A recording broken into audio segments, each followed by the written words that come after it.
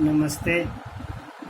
कक्षा 10 लखनवी अंदाज का शेष पृष्ठ संख्या 79 अर्थात 79 का शेष। लखनऊ स्टेशन पर खीरा बेचने वाले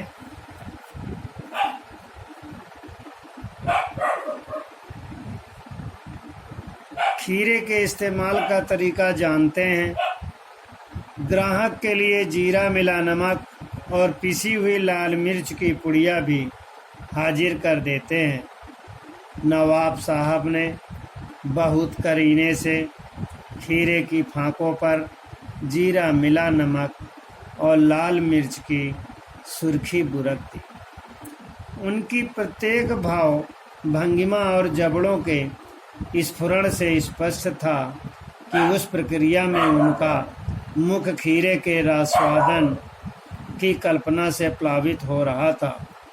हम कनखियों से देखकर सोच रहे थे मियाँ रईस बनते हैं, लेकिन लोगों की नज़रों से बच सकने के ख्याल में अपनी असलियत पर उतर आए हैं। नवाब साहब ने फिर एक बार हमारी ओर देख लिया। वल्लाह, शौक कीजिए, लखनऊ का बालम खीरा है। नमक मिर्च छिड़क दिए जाने से ताज़े खीरे की पनियाती फाँकें देखकर पानी मुंह में जरूर आ रहा था, लेकिन इनकार कर चुके थे। आत्मसम्मान निभाना ही उचित समझा। उत्तर दिया, शुक्रिया, इस वक्त तलब महसूस नहीं हो रही है। मैदा भी ज़रा कमज़ोर है। कि भला शौक फरमाएं। नवाब साहब ने संतृष्ण आँखों से नमक मिर्च के संयोग से चमकती खीरे की फाकों की ओर देखा। खिड़की के बाहर देखकर दीर्घ निश्वास लिया। खीरे की एक फाँक उठाकर होंठों तक ले गए। फाँक को सूंघा। स्वाद के अंदाज में पलकें मूंद गई। मुंह में भर आया पानी का बूंद, गले से उतर गया। तब नवाब ने फाँक को खिड़की से बाहर छोड़ दिया। नवाब साहब खीरे की फाँकों को नाक के पास ले जाकर वासना से रसास्वादन कर खिड़की के बाहर फेंकते गए। नवाब साहब ने खीरे की सब फाँकों को खिड़की के बाहर फेंककर तौलिए से हाथ और ओंठ पोंछ लिए और गर्व से गुलाबी आँखों से हमारी ओर देख लिया, मानो कह रहे हों यह है खानदानी रईसों का तरीका।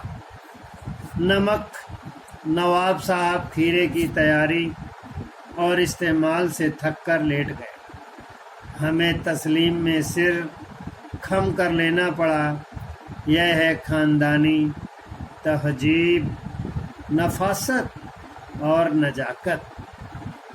हम गौर कर रहे थे।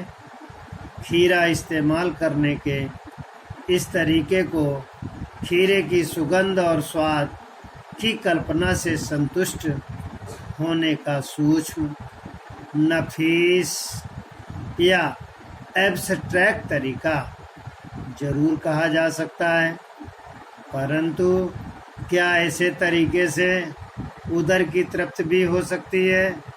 नवाब साहब की ओर से भरे पेट के ऊंचे डकार का शब्द सुनाई दिया और नवाब साहब ने हमारी ओर देखकर कह दिया, खीरा लजीज होता है, लेकिन होता है शकील, नामुराद, मैदे पर बोझ डाल देता है। ज्ञान चक्षु खुल गए।